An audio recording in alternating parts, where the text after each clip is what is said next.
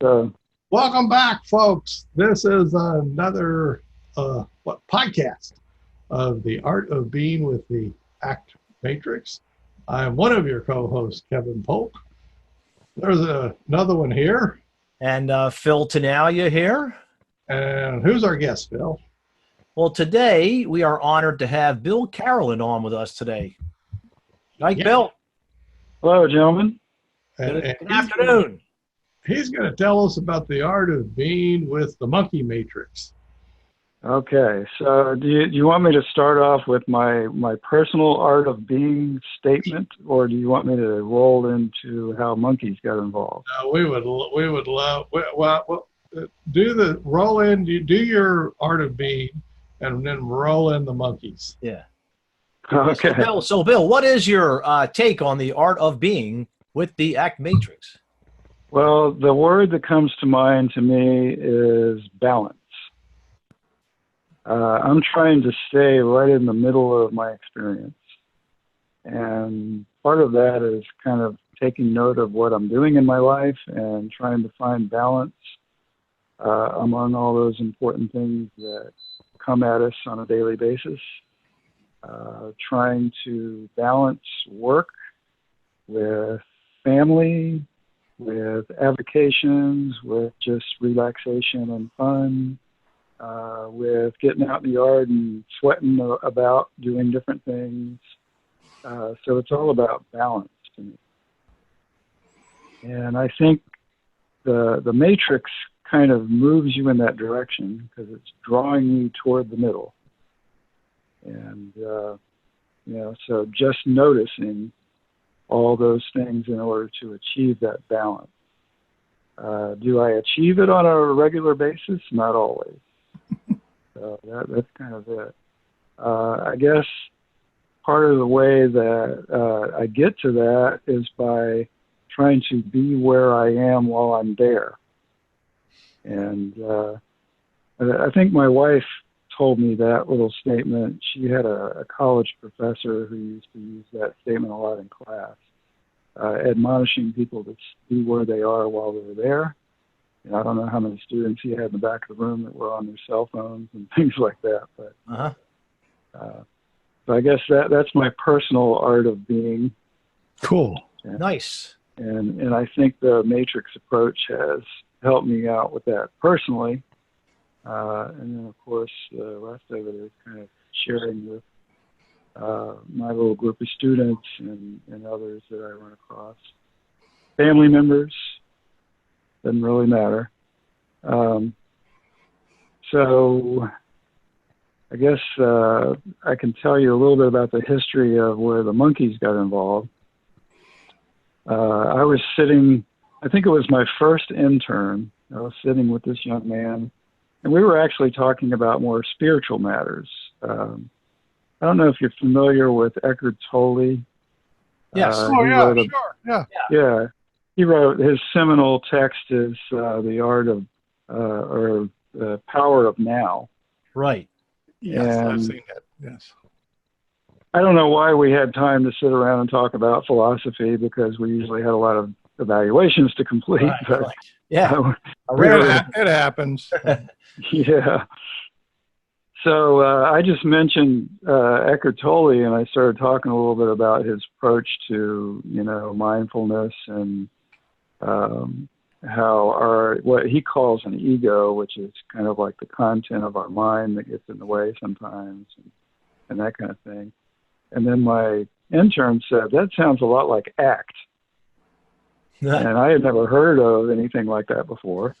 So it turned out that he spent some time at Nevada, Reno, actually working with Stephen Hayes, who kind of the originator of all this.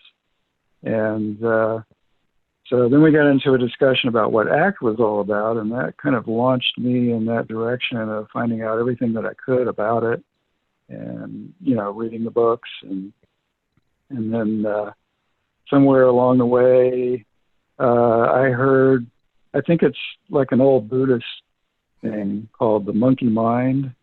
Yes. And it's just basically that voice or voices in our heads that are chattering away all the time, trying to tell us how to run our lives, what to do, what not to do, those kinds of things. So that was kind of like the origin of how the monkeys got involved. So I started working with ACT with younger children because I was assigned to an elementary school, and started working with those kids using that kind of a monkey metaphor because I wanted to find some way to make it more concrete for them, because the metaphors work really well, but the more I could get something in their hands, something that they could play with, so that I could get some of the concepts across, the better it would be. So I actually built this little cage, and I took some dowel material and cut it to length, and I stuck it in, those pegboard things that you put up in your garage, put hooks on them to hang tools. Yeah. Oh, so right, the wooden dowels you get. So they just turned it flat, in other words, right? Yeah, so the dowels are the round dowels, and I got the dowels to fit the holes in the pegboard. Good idea. And just cut out a square, put the dowels all around it to make the bars of the cage, and then glued things on top to hold it. Now, I made my cage so it didn't have a top, so they had to kind of imagine that there might be a top on the cage, but we need to be able to get the monkeys in and out. Yeah, exactly, yeah. So, and then the cage, the metaphor is basically, in our heads, we've got this cage full of monkeys. Okay. So from an ACT perspective and also from the matrix perspective, that helps us to kind of back away from some of that experience if you're imagining it as monkeys in a cage. But in this case, they don't have to imagine it because it's right in front of them. Right there, 5 cents, right? And yes. So then I constructed this cage, and I actually painted it gold because I wanted to kind of get across to them that, all of this is very important stuff. What's in that cage is, essentially very important, and we can't get rid of the cage because it is important. Mm-hmm. And so then I had to have monkeys. So I went down to the store and discovered that Barrel Full of Monkeys, the game Barrel Full of Monkeys, still exists. Cool. I had that when I was a kid. And I'm glad to hear it's still around. So if your listeners are not remembering what this is like, you have these little monkeys, and they have these little hook arms that stick out on either side. And the goal of the game is to try to string the monkeys together. So, it's kind of while you're holding one monkey up at the top. Yeah, you hold one monkey up at the top, and you keep bringing them down into the pile of monkeys and trying to hook another one and another one and another one. Yeah, right. And see how long of a monkey chain you can make. Yeah. Okay. So the fact that they have little hook arms kind of speaks to the idea that we get hooked by things. Oh, yeah. And so the monkey metaphor, here's the cage, here are the monkeys, here are their little hook arms. And, if you get too close to the cage, then they're going to try to hook you in. So that's kind of the basic metaphor. Mm-hmm. I like it. Yeah. So then where the matrix came into it is I discovered the matrix somewhere along the line. I think I saw a couple of your videos, Kevin, and then purchased the original book that has your chapter in it, Phil. Right. The Matrix goes to school. Related to school. And I think it was probably when I started reading that I realized, hey, I need to kind of incorporate this in because this is another way for me to help my students defuse from that content inside. Yes. So that they can take a closer look at it. Yep. So basically, how they came together is if you can imagine the matrix as the crossed lines, and with the top part being the world of behaviors and things that we can pick up through our senses, and the bottom half of the matrix being those things that are on the inside, then guess where I put the cage? On the bottom half of the matrix. Inquiring minds want to know, right? There you go. Yes. The bottom part. So I made myself a big chart, you know, and this is after I'd been working with the cage for a number of years and you know, showing the kids how we've got basically 2 flavors of monkeys in there. You know, some of them are away monkeys and some of them are toward monkeys. And I love it. these are the ones that are chattering and giving you messages about things that are important to you and people that are important to you. And then you've got these ones over here that are chattering about things that they don't like and they don't want you to like it. So, you know, they're sharing that with you. And originally I started off with the away monkeys. I got a red set of barrel full of monkeys.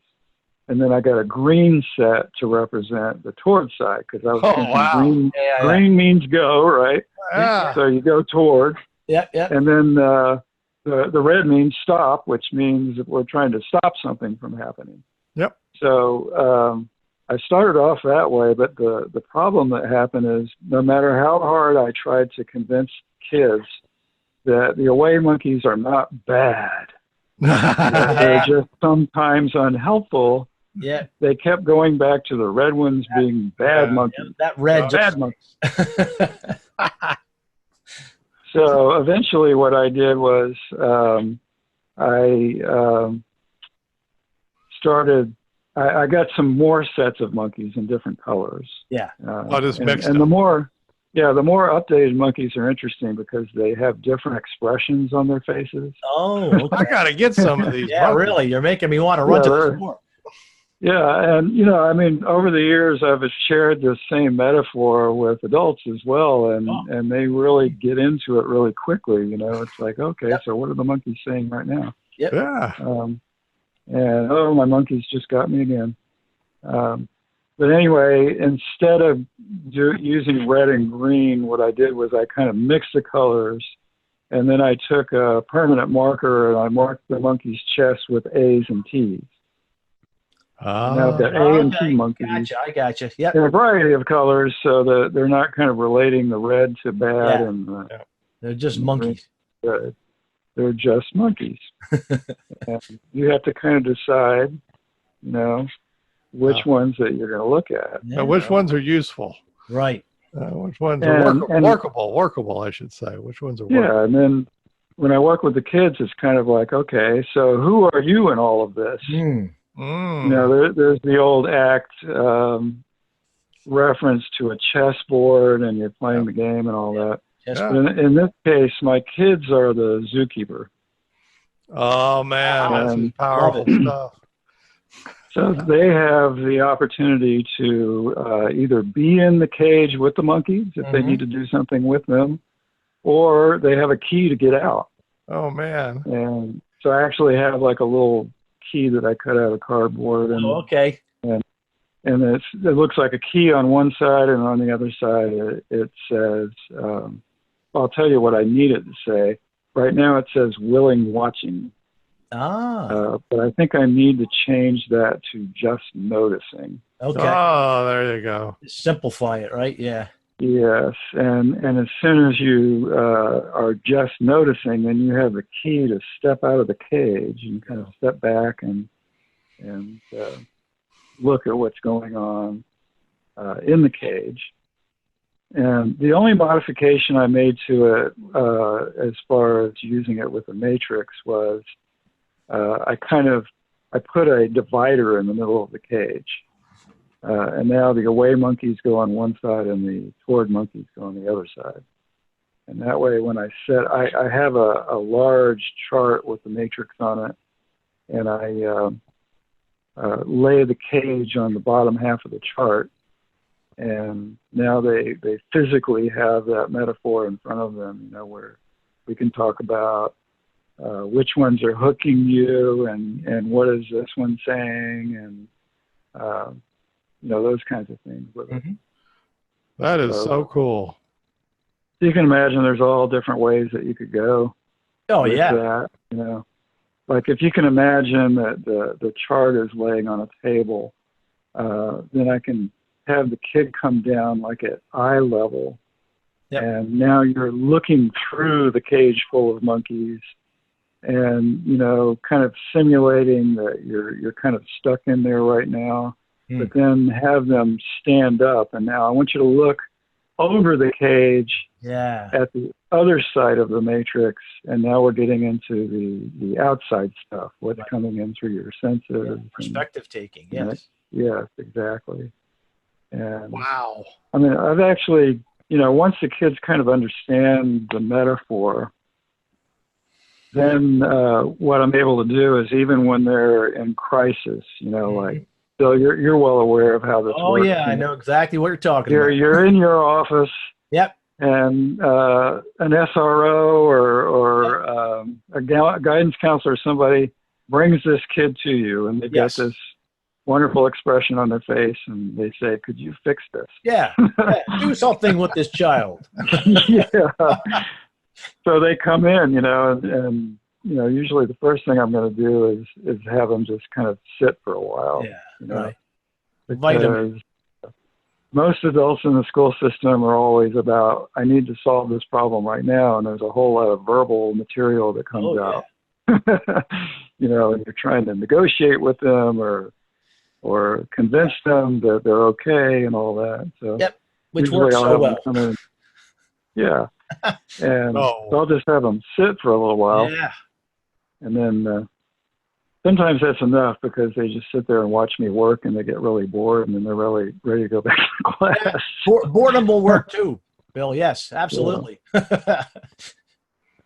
So, but when they're still kind of hot to trot and in crisis, then what I try to do is get them to be more on the sensory side, the upper half of the matrix. And, I want you to tell me 3 things that you can see in my office and tell me a little bit about them. Yeah.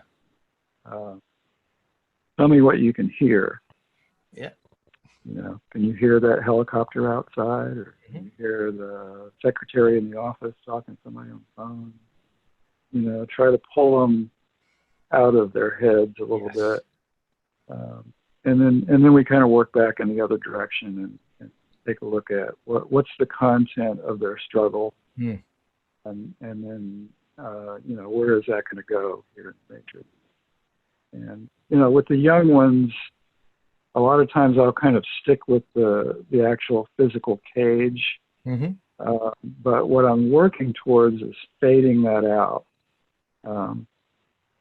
So I might actually have it sitting on that large laminated poster of the matrix. Yeah.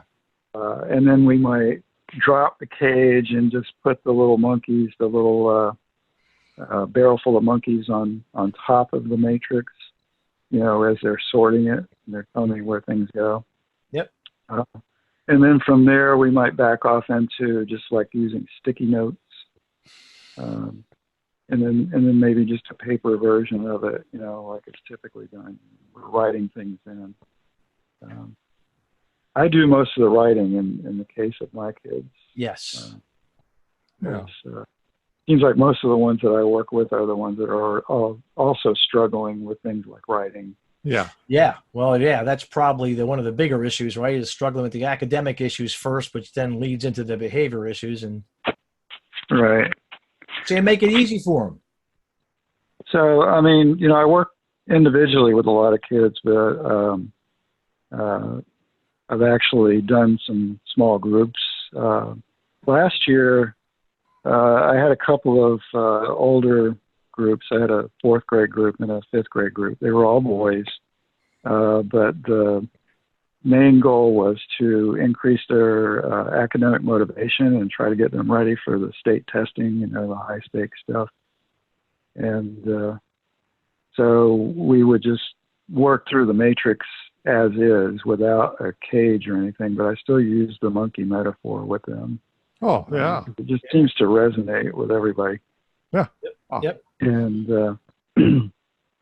they ended up doing pretty well on the testing, you know. Nice. In some cases in the past, I've collected a little informal data on kids that I work with where the main focus was academic motivation, and was able to demonstrate some pretty good gain scores on the state testing with kids that also were receiving services for specific learning disabilities, and reductions in the number of office discipline referrals and things like that. Increased achievement, discipline, Yeah. No double-blind studies or, you know, control studies or anything like that. You could see it, and the kids could experience it too, right? Yes. Yeah. Yeah. Oh, you got to start somewhere. Yeah. So, wow, that is so cool. Yeah. Awesome stuff. And I'm going to so the hook aspect of it works really well, because I can play with them, you know, come walk up to the cage, you know, here's this one that's telling you there's no way you're ever going to get this math, you know, and he's giving you an invitation right now. Do you want to accept his invitation? You know, maybe there's this quieter one over here on the other side saying, maybe you should keep trying, you know, which one do you want to go with? Yeah. And then, you know, I might even take the little monkey and hook it around his finger and try to pull him. Okay. Wow. And, yeah, I mean, it helps. You know, I know one of the goals of the Matrix is to have fewer words involved. You know, so yes! You are doing it. Yeah. Bill and I have been talking about that you, recently. Kevin. Yeah. I've heard the message, Kevin. And oh yeah, you are physicalizing it big time, Bill. And I think, with kids, it's even more important to stay away from as many words as possible. And just to go a little bit more on that and just describe something I have done and something people may not know about me. I used to be a tennis instructor, and I had read The Inner Game of Tennis, sort of the beginnings of sports psychology. But in essence, what it shows is that you can teach tennis with no words, or almost no words. Well, really, you could do it with no words. And basically, you walk out on the court, onto a court with a bunch of tennis balls and some tennis ball cans, and of course a racket for the person. And you go sit down a can on the other side of the court, and you show them how you're going to try to hit the can with the tennis ball as they strike it, and just have people do that, toss balls at them and have them do that. And you will just be amazed at how well people learn how to play tennis that well. And you haven't said anything to them. You can literally do it without saying anything to them, and having somebody doing the ball well. So when he says less words, that's what I'm talking about. That's what he's talking about. Yeah. That it's when we start lecturing people about how to do things with a lot of words, that's the goal in tennis, or the goal in life, is to actually do it. And the more you can get words out of the way and just show them, which much of that you could do with the monkeys. Just that experiential learning. Yep. Yes. Just learning by doing. Learning by doing, and you're doing it with the monkeys. Yeah. And with so few words needed. And I'm going to get me some of those monkeys. Yes. I'm telling you, it makes it a lot more fun for me and also for them. Oh yeah. Somebody, you know, working with young kids, you've got to have, I don't want to use the word hooks in this case, but you have to have something that kind of draws them in and makes it more interesting and more fun. Be concrete too, right? Exactly. Oh yeah. And a lot of the kids I work with do not like to draw, you know, which seems to be the way a lot of therapeutic approaches with kids go, you know, trying to get them to, you know. They may, well, I would dare say that almost every kid, including myself included, would play with monkeys. Yeah. There's an old saying that I've heard many times. There's a thin veneer of adulthood. Absolutely. Top of for some, it's thinner than others. I know I fit in that category. Yeah, mine is pretty thin. Me So too. you start plopping out monkeys out in front of me, and I won't play. I'm going to be grabbing them.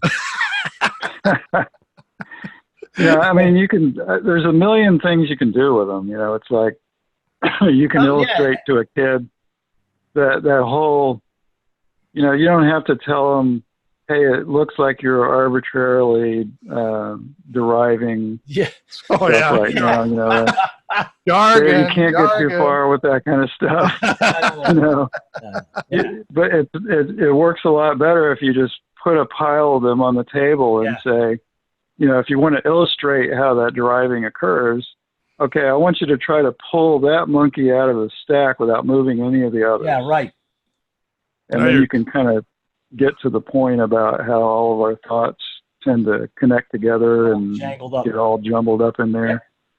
And so sometimes you just have to step away from the cage and take a look at what's going on, you know.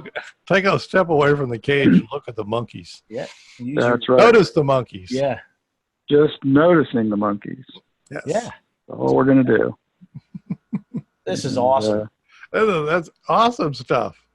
And so, since you brought out the term of the more, you know, that horrible thing of derived relational. Oh, yeah. Thinking of something new. What he just did is set up the circumstances for exactly that to happen. Yeah. Which is when showing the physicalizing with the five senses of the monkeys. Right. Saying, well, if you move one monkey in the pile, you're going to move all of them. So let go of all of them and sit back and just notice the monkeys. And in that space right there, you just increase the chances that they'll think of something new to do. That's right. And you know, like when I work with groups, you can fold it into all kind of act metaphors, like instead of passengers on the bus, we've got monkeys on the bus. There you go. Bus, yeah. And so we line up the kids as the monkey passengers, and they all get a stuffed monkey to hold. Oh, nice. And then we have the bus driver, and then we determine you know, what the away monkeys on the bus are going to be saying to the driver, and he's got his value goal out in front of him. Play around with that a lot. Yeah, yeah. Sometimes I have to be one of the monkeys on the bus to kind of illustrate it to them because they don't know where I'm coming from. Oh yeah, that's the best part of doing this is getting to play yourself, right? That's right. That's right. You sound like Mr. Rogers. I mean, like, this is wild. You need to make a TV show out of it. My gosh. Yeah, I mean, my next goal would be to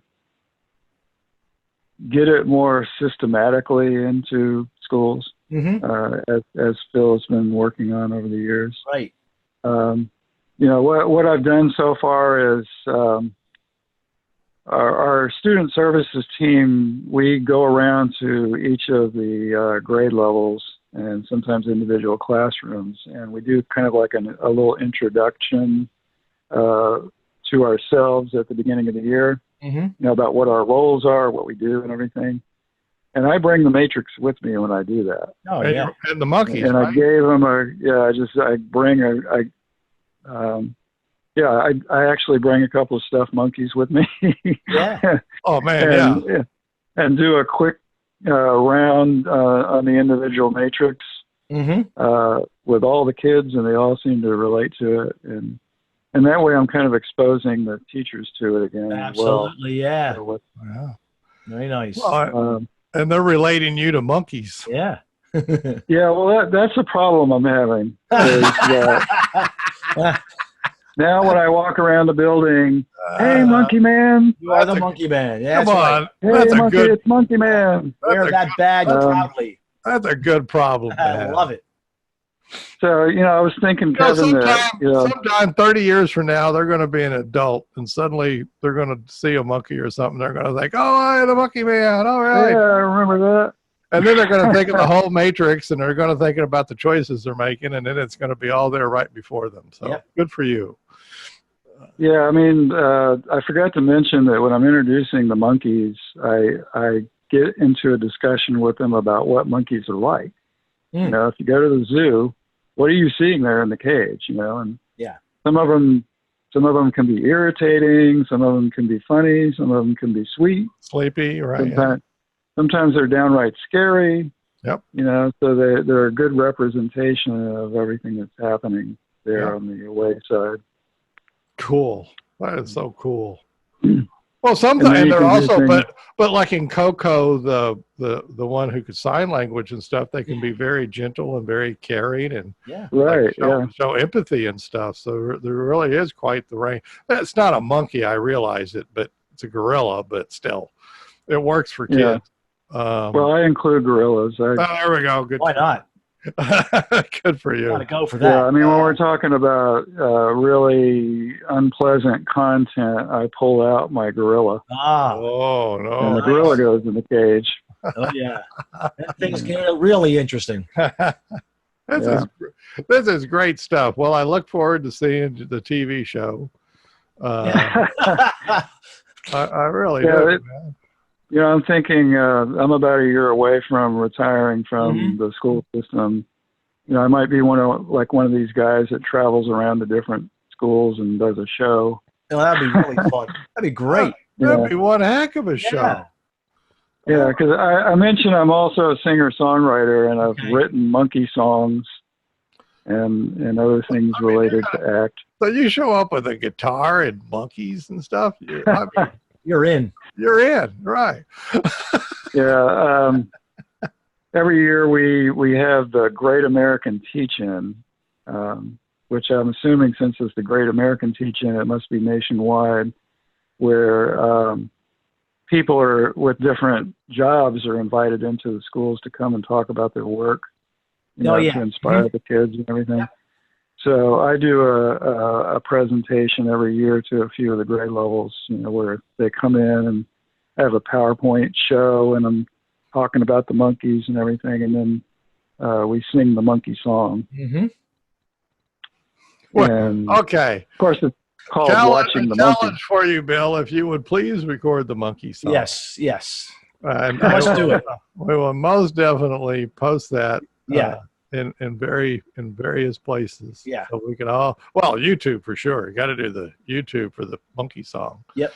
And we might make you, maybe you'll be famous. You could go viral, Bill. You'd be viral. No. But in the meantime, I think your idea of the traveling show, the monkey guitar traveling show, that's just great. That's just fantastic. I could see a lot of people going for that. Yeah. And if we can help you out in any way with that, let us know.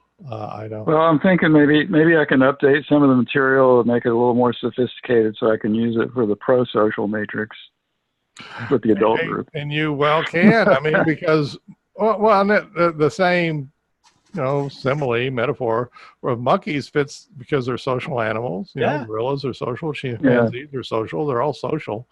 And so, and they have shared purposes. You see how you're already deriving. Yeah, they form in tribes. They form in tribes, and they have territories, and and undoubtedly stuff shows up and gets in the way of them working together to accomplish the shared purposes. So you can just put that all together. Yeah, here's the ones from the rival troop over here. Exactly. Right. Yeah, exactly. So, exactly. So, oh no, you want us to riff on that with you? Not a problem. Yeah. I'm sorry. Riffing, jazz, whatever. Yeah, we can. I would love to do that. And but anything we can help with that a little bit with the podcast or whatever, we'd love to. And do you have a website or something, Bill? Not really. I have some. Not really sounds like none. None. Obviously, my technological base is limited. because you can't see my face here today because I couldn't get my camera to work. Oh, well, your voice sang out loud. That was really cool. Yeah, your experience is speaking loudly too. And you're absolutely over the top good at this.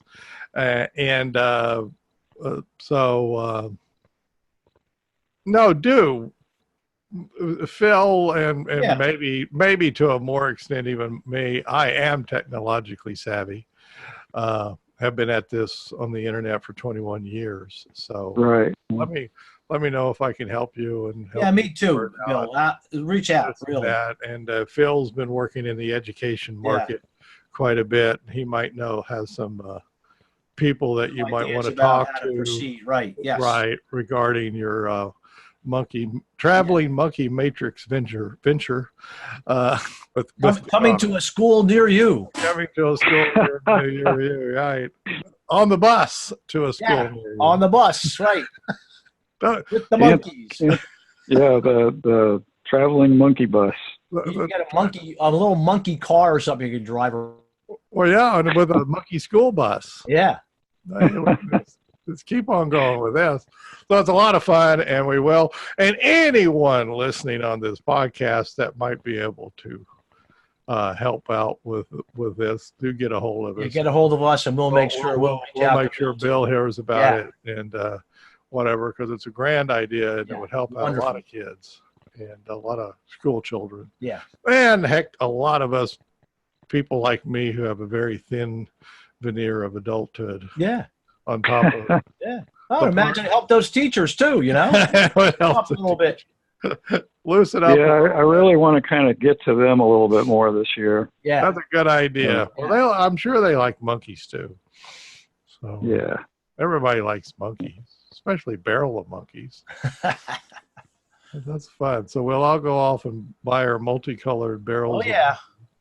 I don't know exactly where that idea came from, other than me just remembering them and then deriving that the game was still out there. You said DRR. DRR, that's fine. But that's really way cool stuff. That really, really is. Yeah.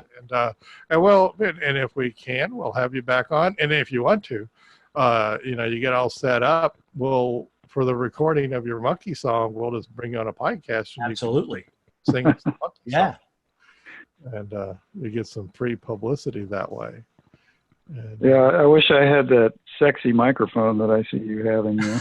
I was telling Phil, there are singer songwriters and others that use this Shure SM7B, which is the fancy name for this microphone. There's the end of it right there, Shure SM7B. Right. For its mellow tones, it's got a very mellow tone. So. It gives you that radio voice. Then it gives me my radio voice, right? So, of course, I have to run it through a mixer and such. And those on the podcast say, "What the hell is he talking about?" We're talking about Kevin's microphone. But if you watch me on, if you watch me on YouTube, it's right in front of my face. See it. Because this is the kind of microphone that it needs to be right in front of you, and you're talking directly into the top of it. Right. Yeah. For it to get its full effect. So it's meant for that. But once again, go back. I've been on the net for 21 years, and I've had this mic for a long time, 5, 6, 7 years or more. So use it quite a bit. Also use other things. But get a hold of us, and we're going to do the monkey matrix. Absolutely. So everybody. And and we'll have Bill back on to sing it. And we go all together now. Yeah, we'll do the chorus. Watching the monkeys. See, that's it. There's the singer. All right. Okay. Yeah, that's what it's called. Watching the monkey. Watching the monkey. Yeah. I love it. We'll be back. I got the kids singing along. And they're singing that line over and over again. Yeah. So, man, you gotta do this for us. Yeah. Get that noticing across. You just got to do this for us, man. You really do. That'll be great. And then we'll publicize and we'll do whatever we can to make sure that's a very successful venture in your retirement years. And you'll have a lot of fun doing that, carrying around barrels of monkeys and a guitar and a cage, of course. Yeah, I wonder if they have them in larger versions. I don't know. Oh, well, I'm sure you're going to find out, Bill. Oh, Something tells me. something tells me. Well, this is great. I'll have to take a picture of my office because I've collected many, many monkeys of different varieties. They're all over my office. If you do take a quick picture and if you send it to me, I'll include it as part of the podcast. Yeah, we send it out in the email, right? Right. I'll send it out, a picture of your matrix. Maybe a few days before I get back there, but that's all right. All right. That's all right. With the post-production, it'll be a week or 2 or 3 before I get this podcast published anyway. So that'll be great. And folks, just know that that's what Phil and I are about, is spreading the ACT matrix far and wide wherever we can do it. That's part of this podcast. It's part of the Pro Social. And you can definitely come to the ACT Matrix Academy and take advanced training with us. Bill does not need advanced training, by the way. And we offer even a certification in the process of the ACT Matrix. And so go to the ACT Matrix Academy. Sign up. It's right there. Sign up. The initial training's free. Yeah, so it doesn't cost you anything. Doesn't cost you anything. We give that away for free. It's only advanced stuff, which Bill was so well pointing out. Yeah. Stuff that. So you have any other questions about the methodology, or? Oh no, I'm not going to step on that. I'm just. Right, you've done a wonderful job. No, you've done a great job. You really have. We're going to go with that, and we're going to have you back, though. Yes, because we got to hear the song. We got to hear the song, and we got to get some video to you this time, and that kind of stuff. Yeah, we got to do that, right? Yeah, we'll get you. Maybe you can get a friend or something to get you a laptop that has a camera in the. Built into the laptop or whatever, and get you on. Yeah, I don't know what happened with this. And usually that all right happens. That microphone, as long as it's your environment is pretty quiet around you, will work fine. Yeah, for your song. So that'll be good. And we'll have you back on, and we'll do more with the Monkey Matrix. And sounds good. And thank you so much for coming onto the podcast. Yeah, thanks, Bill. And thanks for being persistent today. Bill, we have to give him credit. We had to go through a few hoops, but he had some monkeys showing up, getting in his way, but he managed to take them with him. He stuck with it and phoned it in. Did a good job. So, okay. Bye-bye now. We'll be back. All right. Bye-bye. Ooh, ah, ah.